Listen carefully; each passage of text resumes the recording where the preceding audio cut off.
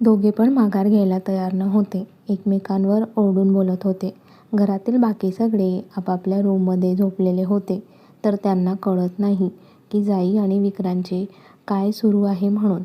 जाई रडत रडत, "अहो, सांगा ना, तुम्हाला काय झाले आहे? तुम्ही असे का वागत आहात? प्लीज बोला ना." ती रडत रडत त्याच्या चेस्टवर डोकं टेकवते व विक्रांत तिच्या शोल्डरला पकडून तिला बाजूला करतो आणि बेडचा आधार घेऊन तो बेडवर बसतो. ती पण त्याच्याजवळ येते आणि खाली त्याच्या पायाजवळ बसते. त्याचा हात हातात घेऊन त्याच्या डोळ्यात पाहत, "विक्रांत, प्लीज जे काही असेल ते मला सांगा. प्लीज मला असे तुमच्यापासून लांब करू नका. तुम्ही असे मला तुमच्यापासून लांब केले तर मी जगू शकणार नाही."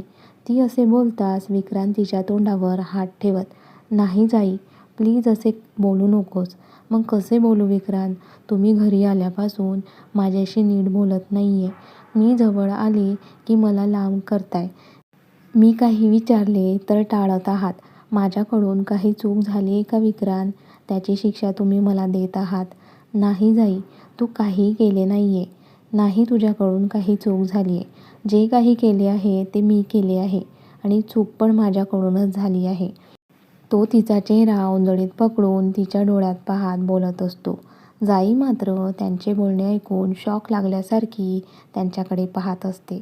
तिला खरं तर कळत नाही की विक्रांत असे का बोलत आहे आणि अशी कोणती चूक झाली आहे त्यांच्याकडून की ते स्वतःला एवढे दोष देत आहे. ती उठून त्याच्याजवळ बेडवर बसते आणि त्याचा चेहरा ओंजळीत घेत, "विक्रांत, जे काही झाले आहे ते सांगा प्लीज. असे मनात ठेवू नका. बोला प्लीज." ती त्याला सांगत होती पण विक्रांत आहे की काही बोलायला तयार न होता. आता जाईकडून राहवले जात नाही आणि ती विक्रांतच्या पूर्ण चेहऱ्यावर किस करू लागते. कधी गालावर तर कधी कपाळावर तर कधी ओठांवर असे सगळीकडे किस करत असते आणि शेवटी त्याच्या ओठांवर ओठ टेकवून त्याला फोर्सफुली किस करू लागते. विक्रांत तिला जरा म्हणून साथ देत नाही पण जाई मात्र एकटीच त्याला किस करत असते. बराच वेळ किस करून ती बाजूला होते आणि त्यांच्या कपाळाला कपाळ टेकवून ती पुन्हा रडायला लागते. आता विक्रांत पण बराच शांत झाला होता. तो तिला हळूच बाजूला करतो आणि तिच्या गालावरचे अश्रू पुसत, "जाई, झोपायचे का?" बोलतो. ती पण हो म्हणून मान हलवते आणि ते दोघं तसेच बेडवर आडवे होतात. आडवे होतात जाई त्याला घट्ट मिठी मारते. विक्रांत पण तिच्या पाठीवरून प्रेमाने हात फिरवत असतो. आता तिला नाराज करायचे नव्हते म्हणून तो शांतपणे तिच्या पाठीवरून हात फिरवत असतो. जाईला वाटले होते विक्रांत आता तरी तिला सांगेल की त्याला काय झालंय म्हणून, पण तो तिला काहीही सांगत नाही. खूप दिवसानंतर ती निवांत त्याच्या मिठीत झोपल्यामुळे तिला लवकरच झोप लागून जाते. पण विक्रांत आहे की त्याला झोप येत नाही. तो तर खूप प्रेमाने जाईकडे पाहत असतो. कारण या 1.5 महिन्यात जेवढं जाईने त्याला मिस केले होते तेवढंच विक्रांतने पण तिला मिस केले होते. तिच्या डोक्यावरून हात फिरवत असताना त्याला पण कधी झोप लागते त्याचे त्याला कळत नाही. खूप दिवसानंतर ते दोघं शांत झोपलेले असतात. सकाळी सकाळी विक्रांतला जाग येते आणि तो उठणार की त्याच्या अंगावर जाई झोपलेली असते. तो हळूच तिला बाजूला करतो आणि तिच्या कपाळावर ओठ टेकवून तो बाजूला होतो आणि फ्रेश व्हायला निघून जातो. फ्रेश होऊन त्यांचं आवरून तो बाहेर जायला निघतो. 15 ते 20 मिनिटांनी जाईला जाग येते आणि ती आळस देऊन उठते. कारण काल रात्री तिची झोप खूप छान प्रकारे झाली होती. शेवटी विक्रांतच्या मिठीत जी झोपली होती. पण ती आजूबाजूला पाहते तर तिला विक्रांत कुठे दिसत नाही. तशी ती गोंधळून हे कुठे गेले आणि ती बेडच्या खाली उतरून त्याला रूममध्ये शोधत असते. गॅलरीमध्ये पण पाहते पण तो तिथे नसतो. "मी आधी माझे आवरून घेते आणि नंतर यांना शोधते." आणि तिचं आवरायला बाथरूममध्ये गेली. फ्रेश होऊन बाहेर आली आणि तयारी करू लागली. तिच्या भांगेत सिंदूर भरत होतीच की सिंदूरची बॉटल तिच्या हातातून खाली पडते. तशी जाई खूप घाबरते. हे असे कसे माझ्या हातातून खाली पडले? तिच्या मनात नाही नाही ते विचार येतात पण ती स्वतःला समजावते आणि त्याकडे दुर्लक्ष करते. पण कितीही दुर्लक्ष करण्याचा प्रयत्न जरी केला तरी तिच्या मनात विचार येतच होते. ती तिचं आवरून खाली येते तर खाली येताच समोरच्या व्यक्तीला बघून तिला खूप मोठा धक्का बसतो. कारण रचना विक्रांतला मिठी मारून उभी असते. त्या दोघांना मिठीत बघून जाई तर मटकन खाली बसते आणि तिच्या धक्क्याने फ्लॉवर पॉट खाली पडतो. तसे घरातील सगळे आवाजाच्या दिशेने पाहतात. जाईला असे खाली बसलेले बघून आई जाईजवळ जातात. आता त्यांना जाईची खूप काळजी वाटत होती. त्या जाईला मिठी मारतात, पण जाईच्या चेहऱ्यावर कुठलेच हावभाव नसतात. रचना आणि विक्रांतला असे एकमेकांच्या मिठीत बघून तिला खूप मोठा धक्का बसतो. तोच विक्रांत बोलतो, मला वेगळे व्हायचे आहे. मला जाई माझ्या आयुष्यात नकोय. त्याचे बोलणे ऐकून घरातील सगळ्यांना खूप मोठा धक्का बसतो. कारण घरातील सगळ्यांनी जाई आणि विक्रांतचे प्रेम पाहिले होते. मग असे अचानक विक्रांत असा का बोलतोय हे मात्र कळत नव्हते. जाई तर त्याचे बोलणे ऐकून रडायला लागते. तिने कधीच असा विचार केला नव्हता की विक्रांतला ती त्याच्या आयुष्यात नको असेल म्हणून. जाई एक दीर्घ श्वास घेते आणि त्या दोघांच्या समोर येऊन उभी राहते. विक्रांतकडे प्रेमाने तर रचनाकडे रागाने पाहत असते. तिला विक्रांतवर पूर्ण विश्वास होता की विक्रांत असे काहीही करणार नाही. जाई विक्रांतचा हात हातात घेते आणि त्याच्या डोळ्यात पाहत, विक्रांत, काय झाले आहे? तुम्ही असे का वागत आहात? तोच रचना तिच्या हातातून विक्रांतचा हात काढून घेते आणि तिच्या समोर उभी राहून तिच्या गळ्यातील मंगळसूत्र दाखवत, जाई, मी विक्रांतची बायको आहे. विक्रांत आणि मी लग्न केले आहे आणि तुझी हिंमत कशी झाली माझ्या नवऱ्याचा हात हातात घ्यायची? रचना जाईला खूप बोलत असते, पण रचनाच्या बोलण्यावर जाईचा अजिबात विश्वास नसतो. जाई रागाने रचनाला सटकन कानात मारते. तसा विक्रांत बोलतो, जाई, तू रचनाला का मारले? आम्ही लग्न केले आहे आणि रचना आता माझी बायको आहे. विक्रांतचे बोलणे ऐकून जाई 2 पावले मागे जाते. तिला अजून मोठा धक्का बसला होता. तिला वाटत होते रचना खोटं बोलत आहे, पण जेव्हा विक्रांतच्या तोंडून ऐकले आणि ती तर गळूनच गेली. रडायला येत होते, पण डोळ्यात अश्रू नव्हते. एका मूर्तीसारखी ती स्तब्ध उभी होती. आणि अजून एक, रचना ही माझी बायको आहे. ती इथेच राहणार आणि मला जाईपासून वेगळे व्हायचे आहे, म्हणून ती या घरातून बाहेर जाणार. विक्रांत घरातील सगळ्यांवरून नजर फिरवत बोलतो. तशा आई त्याच्यासमोर जाऊन त्याच्या एक कानात देतात आणि बोलतात, रचना तुझी बायको आहे ना? मग तिला या घरात जागा नाही आणि जाई इथून कुठेही जाणार नाहीये. तुझ्यासाठी ती काहीच नसली तरी आमच्यासाठी ती सगळं काही आहे. आई जाईच्या डोक्यावरून हात फिरवत बोलतात. तसे घरातील सगळे आई आणि जाईजवळ येऊन उभे राहतात आणि एकदाच बोलतात, जाई कुठेही जाणार नाहीये. जाई इथेच राहणार आहे. हो, राहू द्या ना इथेच, पण माझ्या विक्रांतला मोकळे कर, रचना विक्रांतला चिपकत बोलली. जाई वहिनी असे काहीही करणार नाहीये, दक्ष आणि सागर ओरडून बोलले. पण जाईने तिच्या गालावरचे अश्रू पुसले आणि रचना आणि विक्रांतच्या समोर उभं राहून त्या दोघांकडे पाहत, मी तयार आहे विक्रांतच्या आयुष्यातून निघून जायला. एवढं बोलून ती त्यांच्या रूममध्ये निघून गेली. कारण विक्रांतला रचनासोबत पाहवले जात नव्हते. खूप वाईट वाटत होते. ती रूममध्ये येतच बेडवर पडून रडत असते.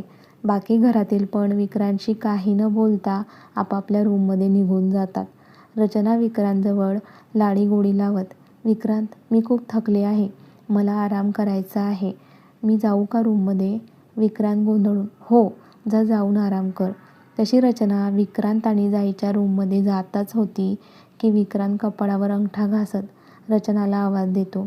रचना मागे वळून, विक्रांत म्हणते, रचना, ती तू माझ्यासोबत चल, मी रूम दाखवतो तुला. तशी रचना नाराज होत त्याच्याजवळ जाऊन त्याचा हात पकडते. विक्रांत तिला घेऊन खालच्या एका रूममध्ये येतो. ती रूम बघून रचना डोळे फिरवते. पण विक्रांत समोर नॉर्मल राहायचं नाटक करते. तिच्या हातावर हात ठेवत रचना, तू आराम कर, मी आलोच, आणि तो बाहेर निघून जातो. रचना मात्र विक्रांत जाताच डोळे फिरवत बेडवर बसते. तिला त्या रूममध्ये अजिबात राहायचे नव्हते. तिला तर विक्रांतसोबत त्यांच्या बेडरूममध्ये राहायचे होते. रचना, काहीतरी असे लवकर करावे लागेल की ती जाई मला त्यांच्या बेडरूममध्ये घेऊन जाईल. आता ही रूम दिली आहे तर ॲडजस्ट करते, पण जास्त दिवस नाही. आईंना जाईची खूप काळजी वाटत होती, म्हणून त्या जाईच्या रूममध्ये जातच होत्या की आजी त्यांना थांबवतात. ते आई मी आजींसमोर आई बोलायला अडखळत होत्या. अगं घाबरतेस का? मी पण जाईला बघायला जात होते. रडून रडून पोरीने स्वतःचे हाल करून घेतले आहे. चल जाऊया आपण जाईजवळ. आणि त्या दोन्ही आत येतात तर जाई आता पण बेडवर झोपून रडत असते. त्या जाईला आवाज देतात तशी जाई उठून बसते आणि तिचे अश्रू पुसत, आई, आजी तुम्ही या ना. ती कितीही नॉर्मल राहायचा प्रयत्न जरी करत असली तरी ती किती दुखावली गेली आहे हे माहिती होते आजी आणि आईंना. त्या दोन्ही जाईच्या आजूबाजूला जाऊन बसतात. आई जाईच्या डोक्यावरून हात फिरवतात. तसं जाईला हुदका येतो आणि ती पुन्हा रडायला लागते. आईच्या मिठीत जाऊन ती रडत असते. आई आणि आजी तिच्या पाठीवरून आणि डोक्यावरून हात फिरवत तिला शांत करण्याचा प्रयत्न करत होत्या. बाळा शांत हो. विक्रांत जे काही वागत आहे ते खूप चुकीचे आहे. आई आणि आजी तिला समजावत होत्या. आज आईंना खूप वाईट वाटत होते. त्यांच्या फॅमिलीमुळे त्यांनी विक्रांतला जाईसोबत लग्नाला तयार केले होते. पण आज त्याचा त्रास जाईला सहन करावा लागत होता. म्हणजे विक्रांत आधीपासूनच जाईसोबत लग्न करायला तयार नव्हता. पण त्याने त्याच्या फॅमिलीसाठी लग्न केले होते. पण तो तर जाईच्या प्रेमात पडला होता. जाई त्याचा श्वास झाली होती. मग मध्ये जसे काय झाले की तो रचनासोबत लग्न करून मोकळा झाला आणि रचनासोबत लग्न करताना त्याने जाईचा एकदाही विचार केला नसेल का? आजी रडणाऱ्या जाईकडे पाहत मनातल्या मनात विचार करत होत्या. त्यांना तर खूप वाईट वाटत होते जाईबद्दल. आजी जाईचा चेहरा उंजळीत घेऊन तिला समजावतात. जाई तू खूप स्ट्रॉंग आहे. तुला तुझ्या विक्रांतला या सगळ्यांतून बाहेर काढायचे असेल तर असे रडत बसून कसे चालेल? आजी हे बोलतात जाई सरळ बसते आणि काहीतरी विचार करून तिचे अश्रू पुसते. बाळा जाई, आपल्या आयुष्यात खूप चढ उतार येतात. त्याला घाबरून जाऊन असे रडत बसायचे नसते तर त्याला सामोरे जायचे असते. अजून तर तुला खूप काही करायचे आहे आणि तू जर अशी रडत राहशील तर समोरचे तुझ्या रडण्याचा फायदा घेतील आणि तो तुझा वीक पॉईंट समजून तुला त्रास देतील. आजी कोणाबद्दल बोलताय हे जाईला चांगलेच कळले होते. कारण रचनाने याआधी जाईला किती वेळा त्रास दिला होता हे जाईला चांगलेच माहिती होते. पण आता जाईकडे बघून असे वाटत होते की रचनाला सामोरे जायला तयार आहे म्हणून. ती आई आणि आजींचे हात हातात घेत, ही तुमची मुलगी आतापासून रडणार नाही आणि पुढे जे काही होईल त्याला सामोरे जायला मी तयार आहे. जाईचे बोलणे ऐकून आई आणि आजींना खूप आनंद होतो आणि त्या जाईला मिठी मारतात. त्यांच्या मिठीत जाई विचार करत, आजी, आई, मी तुम्हाला सांगितले आहे पण रचना जर विक्रांतजवळ राहील तर मी कसे सावरू स्वतःला? कारण विक्रांत फक्त माझे आहेत. मी असे कसे बघू शकते त्यांना दुसऱ्या कोणासोबत? देवा, आता हे सगळं सहन करण्याची शक्ती तूच मला दे. बरं, तू ऑफिसला जाणार तर टिफिन घेऊन जा, मी पॅक करून देते. आणि हो, छान तयार हो आणि जा. असा रडका चेहरा घेऊन जाऊ नकोस. आजी तिची मस्करी करत बोलतात. हो आजी, जाई हसून बोलते. बरं, मी किचनमध्ये आहे आणि आई खाली निघून जातात. त्यांच्या बोलण्यामुळे जाई रिलॅक्स झाली होती. याचा आनंद आईंना झाला होता. पण विक्रांतने असे का केले असा प्रश्न त्यांच्या मनात फिरत होता. आजी जाईला पण फ्रेश व्हायला पाठवतात आणि त्या तिथेच थांबतात. जाई फ्रेश होऊन बाहेर येते आणि छान तयारी करते. आजी तिच्या डोक्यावरून हात फिरवत, किती गोड दिसते माझी जाई. अशीच हसत आणि हॅपी राहत जा. तू हसताना छान दिसते, रडताना मला तू अजिबात आवडत नाही. तशी जाई स्माईल करते. आता तिच्याकडे बघून वाटत होते की तिने स्वतःला सावरले आहे. ती छानपैकी तिचं आवरत असते आणि आजी तिच्याकडे प्रेमाने पाहत असतात. त्यांच्या मनात पण हाच विचार चालू असतो. जेव्हा लग्न करून इथे आली होती तेव्हा पण विक्रांतने तिला खूप त्रास दिला होता आणि आताही तिलाच त्रास होत होता. पण त्यांना खात्री होती की विक्रांतला यामधून जाईच बाहेर काढू शकेल म्हणून. तिचं आवरून झाल्यानंतर ती आजींकडे पाहत, आजी, छान दिसते ना मी? तशा आजी तिच्याजवळ येतात आणि काजळ घेऊन तिच्या कानाच्या मागे लावतात. अशीच हॅपी राहत जा बाळा. आणि त्या बोलत बोलत खाली येतात. आई जाईला टिफिन देतात. पूर्ण फिनिश करायचा. जाई पण हसून हो म्हणून मान हलवते आणि त्या दोघांना वाकून नमस्कार करते. आई आणि आजी दोघं पण आशीर्वाद देतात. जाई त्या दोघांना बाय बोलून निघून जाते. रोज ती विक्रांतच्या गाडीतून जायची. आता पण ती त्यांच्या गाडीजवळ जाऊन उभी राहते. पण त्या गाडीला इग्नोर करून दुसऱ्या गाडीत बसून ती ऑफिसला निघून जाते. इकडे विक्रांत दाखवत नसला तरी त्याचे लक्ष जाईवरच होते. आणि रचनाचे त्या दोघांवर. विक्रांत टेरेसवर जाऊन विचार करत होता तेव्हाच त्याला जाई दिसली आणि इकडे रचनाला रूममध्ये सोडून तो बाहेर आला तेव्हा त्याच्या मागे रचना पण आली होती आणि त्याला लपून पाहत होती. तो टेरेसवरून खाली घाईघाईमध्ये जायला लागला की रचना त्याला अडवते. विक्रांत, किती शोधले तुला आणि तू इथे टेरेसवर काय करतोय? त्याला चिपकत ती बोलते. पण विक्रांत तिला बाजूला करत, ते मला ऑफिसला जावे लागेल, खूप अर्जंट मीटिंग आहे. रचनाला माहिती होते जाई ऑफिसला गेली म्हणून विक्रांतला पण जायचे आहे. पण तिला त्याला ऑफिसला जाऊ द्यायचे नव्हते म्हणून ती त्याला थांबवण्याचा प्रयत्न करत होती. तो मात्र रचनाला समजावत, हे बघ रचना, खूप महत्त्वाची मीटिंग आहे, मला जावंच लागेल. मग मी पण येते, रचना बोलते. विक्रांत एक दीर्घ श्वास घेत फाईन म्हणतो आणि खाली जायला निघतो. रचना पण त्याच्या मागे मटकत मटकत चालत जात असते. तिला बघून आजी तोंड वाकडं करतात.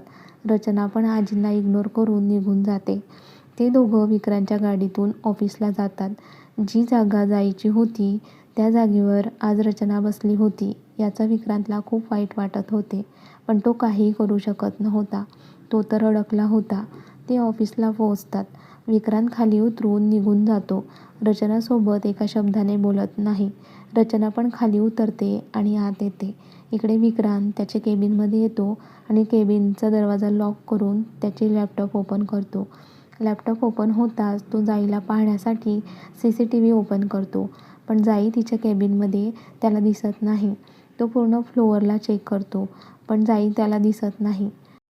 जाई गेली कुठे? कदाचित कॅफेटेरियामध्ये गेली असेल आणि तो कॅफेटेरियाचे CCTV ऑन करतो आणि पाहत असतो आणि त्याला जाई दिसते आणि ती त्याला मनोजसोबत दिसते. ते बघून विक्रांतच्या कपाळावर आठ्या पडतात.